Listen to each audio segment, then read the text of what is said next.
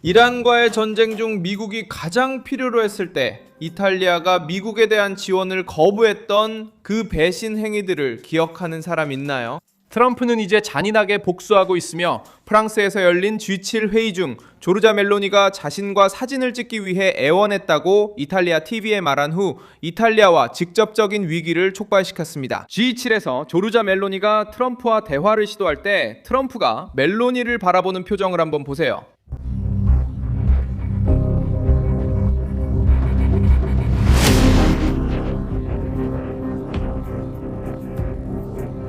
이 발언은 2026년 6월 19일 금요일에 국제뉴스에서 큰 화제가 되었습니다. 왜냐하면 이 발언은 워싱턴과 유럽 사이에 다리 역할을 하려고 했던 한 지도자에게 영향을 미쳤기 때문입니다.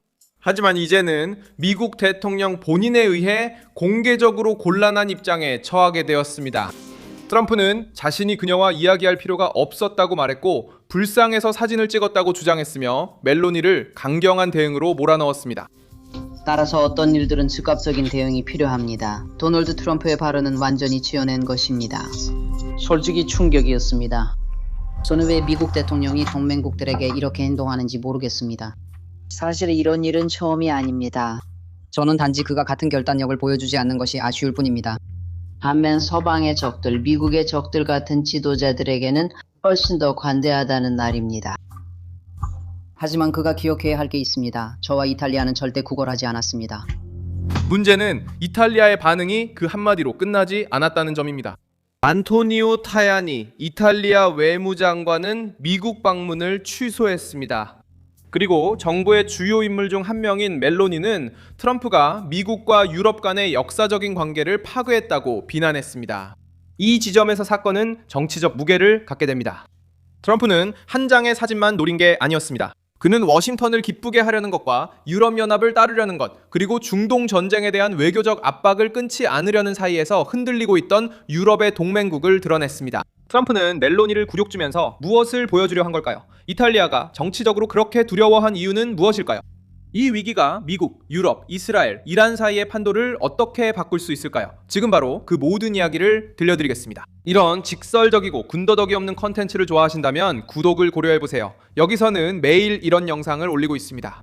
위기는 프랑스 에비앙 네 레스뱅에서 열린 G7 정상회의 후 시작됐습니다. 그곳에서 도널드 트럼프와 조르자 멜로니가 함께 대화하는 장면이 포착됐습니다. 도널드 트럼프는 라제티 인터뷰에서 조르자 멜로니가 자신과 사진을 찍고 싶어 했다고 밝혔습니다.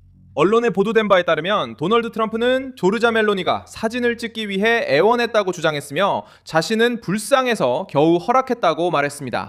이 발언은 노마에 큰 충격을 줬습니다. 트럼프는 유럽 동맹국들을 이미 강하게 압박했고 특히 충성심이 부족하거나 이중적인 태도를 보일 때 더 그랬습니다. 조르자 멜로니는 침묵할 틈도 주지 않고 바로 응답했습니다. 그녀는 그 이야기가 완전히 지어낸 것이라고 주장했고 트럼프의 행동에 놀랐다고 말했으며 그가 동맹국과 적대국을 다르게 대하는 점을 비판했습니다. 타우니는 자신과 이탈리아는 결코 구걸하지 않는다고 단호히 말했습니다. 이 발언은 공개적인 굴욕 앞에서 이탈리아 정부의 이미지를 구하기 위한 것이었지만 동시에 로마가 그 충격을 느꼈다는 점도 드러냈습니다. 정부 수반이 사진 한 장을 구걸하지 않았다고 부인해야 할 때는 이미 체면이 손상된 것입니다. 이탈리아의 불편함은 더욱 커졌습니다. 외무장관 안토니오 타야니가 미국 방문을 취소했기 때문입니다. 이러한 행동은 몇 마디 말의 교환을 외교적 위기로 바꿔놓았습니다. 타야니는 트럼프의 발언이 멜로니뿐만 아니라 이탈리아 전체를 모욕했다고 말했습니다. 이탈리아 정부는 피해를 입은 국가로서 대응하려 했습니다. 트럼프가 보여준 이미지는 미국 앞에서 강한 지도자의 모습이 아니라 워싱턴과 브뤼셀 사이에서 입지를 유지하려 하면서 인정받으려 애쓰는 총리의 모습이었기 때문입니다. 조바니 바티스타 파촐라리, 멜로니의 가까운 동맹자이자 정부 내에서 영향력 있는 인물도 강경한 입장을 보였습니다.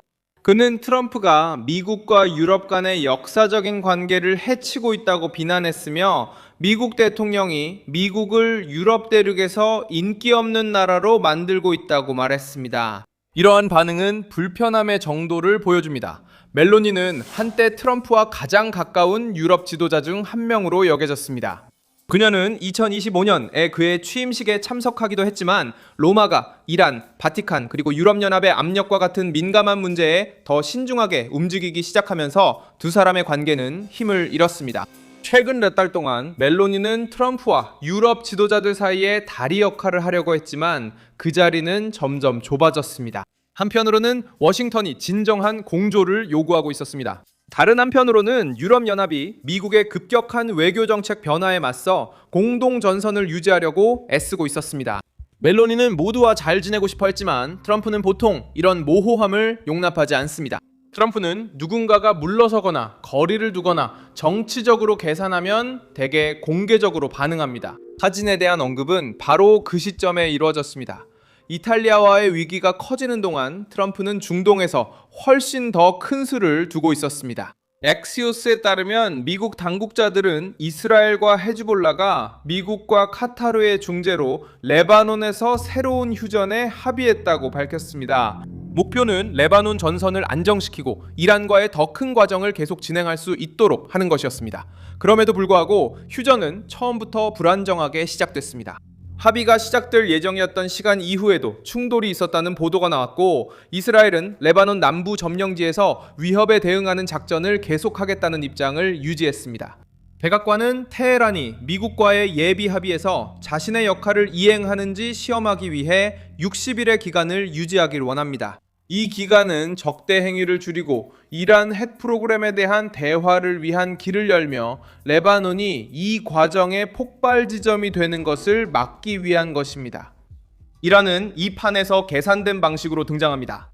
가장 신뢰할 수 있는 정보에 따르면 미국과 카타르는 레바논 휴전의 핵심 중재자 역할을 하고 있으며 테헤란은 워싱턴과의 더 큰 양해 각서와 자국의 지역 동맹국들에 대한 압박에 이해 당사자로 참여하고 있습니다. 이란 정권은 헤즈볼라가 계속 공격하고 이스라엘이 강하게 대응한다면 더 큰 합의가 실행되기도 전에 무너질 수 있다는 것을 알고 있습니다. 이스라엘은 휴전을 철수로 여기지 않았습니다. 이스라엘 당국자들은 군대가 남부 레바논에 계속 주둔할 것이며 위협에 대한 작전도 유지될 것이라고 밝혔습니다. 이 발언은 네타냐후의 정치적 기반을 지키고 휴전이 패배처럼 보이지 않도록 합니다.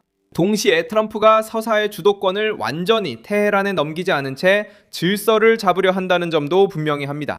그는 필요한 곳에서 전투를 멈추기를 원하지만 이스라엘이 안보 입장을 포기했다는 이미지를 주지 않으려 합니다.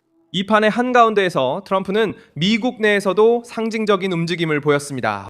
백악관에서 그는 전쟁 참전 용사들에게 명예훈장을 수여했으며 그 중에는 88세의 해병대 퇴역소령 제임스 케이퍼스 주니어도 포함되어 있었습니다. 케이퍼스는 수십 년을 기다린 끝에 베트남에서의 용감한 행동으로 인정받았습니다. 이 행사는 트럼프가 군인을 존중하고 동맹국에 엄격하며 강하게 협상하는 사령관 이미지를 강화하는 데 도움이 됐습니다. 케이퍼스에 대한 경의는 별개의 일이 아니었습니다. 트럼프가 이탈리아와 외교적 위기를 겪고 중동에서의 합의를 유지하려고 애쓰던 바로 그 시기에 이 경의가 나타났습니다. 트럼프의 지지층에게는 이 훈장 수여 장면이 강한 대통령, 참전 용사들과 연결되어 있고 유럽 외교 엘리트에게 허락을 구하지 않고 행동할 준비가 되어 있다는 이미지를 더욱 강화해줍니다. 비판자들에게 트럼프의 공격적인 스타일은 동맹국들과 불필요한 마찰을 일으킨다고 여겨집니다. 하지만 사실은 그가 여전히 의제의 중심에 자리 잡고 있고 그의 움직임에 맞춰 적수와 동맹 모두가 반응하고 있다는 점입니다. 트럼프의 통치 스타일에 관한 뉴욕타임스의 보도도 이런 맥락에서 다시 회자되고 있습니다. 이 보도는 대통령이 자신에게 잘못이나 공격을 가했다고 여기는 인물들에게 책임을 묻고자 한다는 점을 언급하고 있습니다.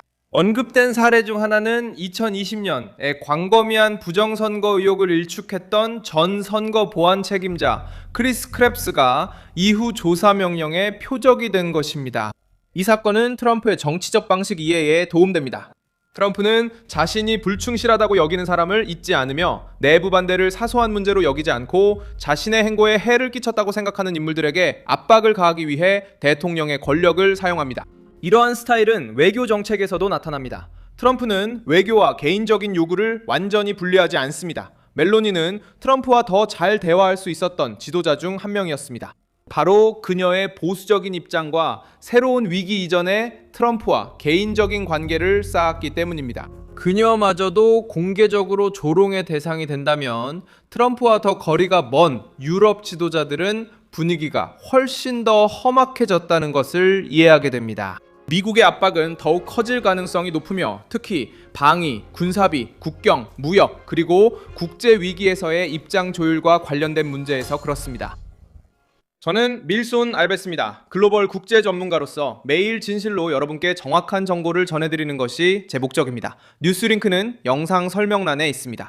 이 영상에 좋아요를 눌러주시고 채널을 구독해주세요. 그리고 끝까지 보신 후에는 댓글도 확인하셔서 밀손 알베스 커뮤니티와 더욱 활발하게 소통하시기 바랍니다.